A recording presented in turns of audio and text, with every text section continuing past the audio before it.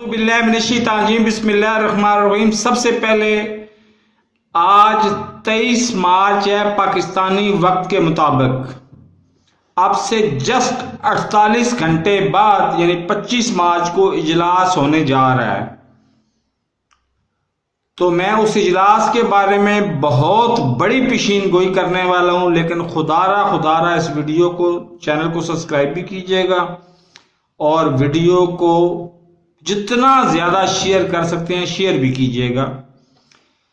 मैं बगैर किसी लगी लिपटी के ये बात आपको बताने जा रहा हूं कि 25 मार्च को अव्वल तो राय शुमारी होगी नहीं तहरीक अदम एतमाद पर।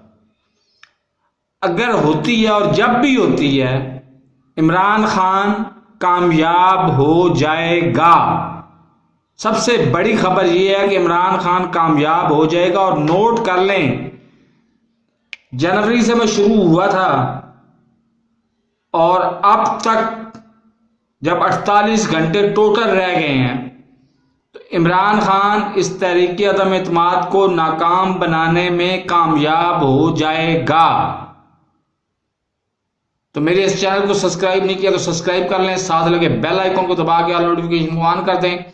और इमरान खान को चाहिए कि कल सारा दिन YouTube खोले और वीडियोस को देखता रहे। जो सनसनीखेजी फैला रहा है उसको करार वाकई सजा दे।